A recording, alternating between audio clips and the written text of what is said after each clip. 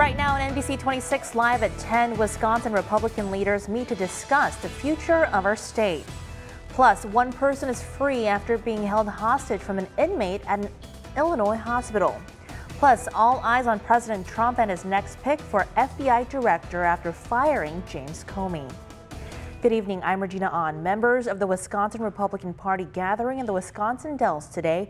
It was all for the annual party convention. NBC 26's Mo Hyder has more from the Wisconsin Dells. Yeah, Regina, a lot of high-profile speakers spoke here today. They say the theme of today's event was celebrating Wisconsin's recent political success. The room filled with the loud sound of applause as Speaker of the House Paul Ryan praised Wisconsin voters who took part in the 2016 state and presidential elections. And Wisconsin was thinking, gosh, we haven't gone red since 1984. Most people wrote us off. Most people didn't think that our 10 electoral votes could ever go for a Republican. We proved them wrong in 2016, didn't we? The votes resulted in re-electing Senator Ron Johnson. God bless you for your efforts. God bless Wisconsin and America. Thank you. Senator Johnson praising voters for helping elect new Republican Congressman Mike Gallagher. I'm honored to be the newest member of this team, and I wouldn't have this opportunity were it not for all of your hard work. People in attendance and party leaders voice their support for President Donald Trump and are ready to move forward with one of the president's key promises to repeal and replace the Affordable Care Act.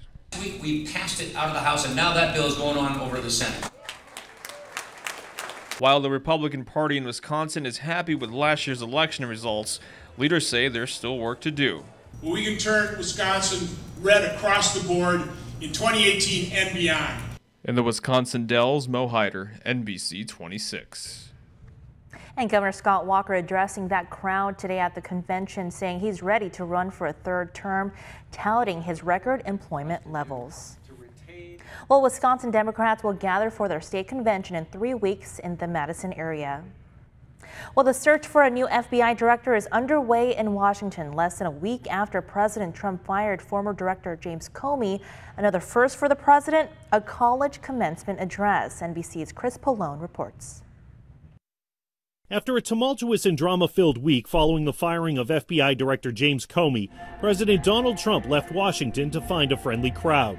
Congratulations to the class of 2017. Graduates at Liberty University, the nation's largest evangelical Christian college. It's Trump's first commencement address as president. And while he did not directly reference events of the past week, Trump took aim at critics in his address. Nothing is easier or more pathetic than being a critic, because they're people that can't get the job done. As Trump spoke, Attorney General Jeff Sessions met with several candidates in Washington who could replace Comey as head of the FBI. Several were spotted arriving for interviews at the Justice Department Saturday. Trump says he could pick Comey's successor before leaving on his first overseas trip next Friday. I think the process is going to go quickly because almost all of them are very well known. You know, they've been vetted over their lifetime, essentially. But very well known, highly respected, really talented people. And that's what we want for the FBI. The president set off a firestorm Tuesday by axing Comey in the midst of an FBI investigation into the Trump campaign's possible collusion with the Russian government. Friday, Trump raised the stakes, suggesting on Twitter that he recorded conversations with Comey. The president has nothing further to add on that. Congressional Democrats have demanded the White House reveal whether any such tapes exist and to turn them over to Congress if they do. Chris Pallone, NBC News. Now, among those interviewing to become FBI director today, Acting Director Andrew McCabe, Texas Senator John Cornyn, and former Department of Justice official Alice Fisher. Well, Democrats on Capitol Hill seizing on that dispute between President Donald Trump and the former FBI Director James Comey, the White House refusing to confirm or deny that the president has a secret recording system.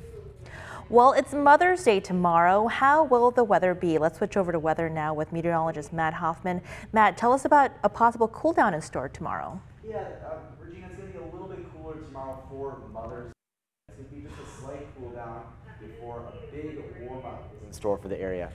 Here we go.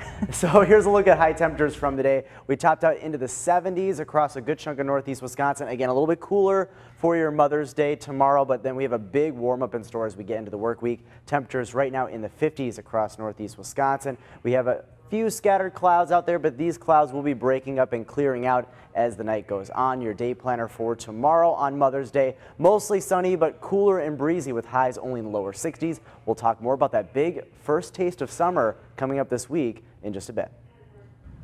All right, thanks, Matt. Police say road rage sparked a hatchet attack that left one person hurt. Now, Green Bay police say they were called to Amy and Bellevue streets just after 5 yesterday night. Police say 2 people were fighting and one hit the other twice in the shoulder area with a hatchet. The victim's injuries aren't life-threatening. Police telling us tonight it's still an ongoing investigation. Well, officers fatally shoot an armed jail inmate who held a woman hostage after stealing a gun from a corrections office near Chicago. That hospital was placed on lockdown while SWAT teams surrounded the area.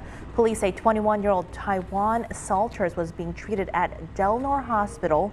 Police say negotiations between the SWAT team and Salters broke down, so they moved into the room and fatally shot him. No employees nor patients were hurt. Well, Winston Churchill's great-grandkids make a visit to northeast Wisconsin today. Plus, dogs of different sizes and shapes came out with their family to enjoy the Canine Carnival and raise some money for a new dog park. And here's a live look outside our Green Bay cam. What's the weather looking like for the rest of your weekend? Matt has your forecast coming up next. You're connected to NBC 26 News at 10 with Regina On, Matt Hoffman Weather, and Chris Ferrier Sports. NBC 26 News at 10, keeping you connected.